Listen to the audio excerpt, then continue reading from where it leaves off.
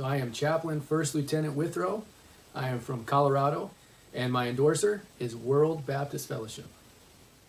Yes, so I was a 56 Mike, which was a chaplain assistant, which is now called a religious affairs specialist.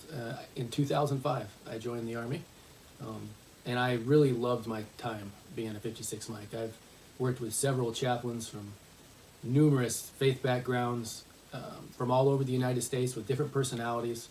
Having that relationship with them as a team, unit ministry team, and working together was amazing.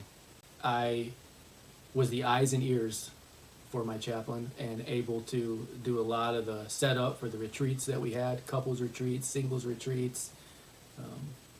We split ops quite a bit, and I also got to protect him with my weapon. So my first deployment, my chaplain was 6'6", and I'm 5'5", so we were in Ramadi, Iraq, and I was about up to his waist, had my M16, and I was ready to go. So it was a great experience. I wouldn't trade it for anything.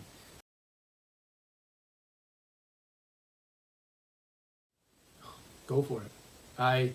When I went to the recruiting station, I originally wanted to be a chaplain from the very beginning. I had no military background in my family whatsoever.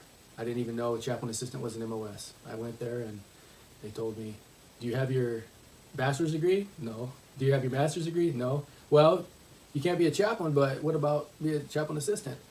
And I thought, well, why not? I can see what a chaplain does, and let me tell you, the amount of ministry that I was able to do being at the enlisted level, relationships that I could build, bridges with people, that it was easier for me than the chaplain because they felt more comfortable with me because I was enlisted. I got to do a lot of ministry, so it was awesome.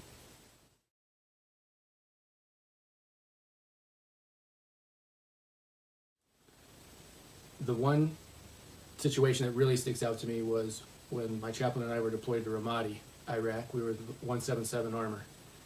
And there was a platoon that lived about a mile away from the main FOB. And they were away from all the conveniences. Pop-Tarts, really was what they lived on. And little peanut butter packets. And chaplain and I would go out there with the log pack every other week with the food, and we would minister out there with them and stay for the whole day. Well, when we first went out there, they really had a chip on their shoulders. They didn't want to have anything to do with us. My chaplain said, "Oh, we're going to have Bible study." They did not want to have anything to do with it. I can't repeat a lot of what they said to me when I tried to pass out the information. But there was a burn pit there. So when you went to the restroom, you had to go into this porta potty and go to the restroom, and every day the soldier who was in trouble, or the lower enlisted private, would have to burn that and stir it, and it was, really the last thing you wanted to do. Well, I had thought, well, you know what? I'm not one of these guys. I live on the good FOB. How will I connect with them?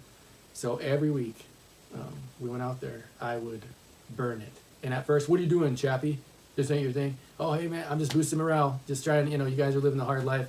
I want to be able to do this." And sure enough, by the end of the deployment, which was a 15-month deployment, then my chaplain started doing it with me. We both were doing it. People were our best counseling sessions were out here by the burn pit.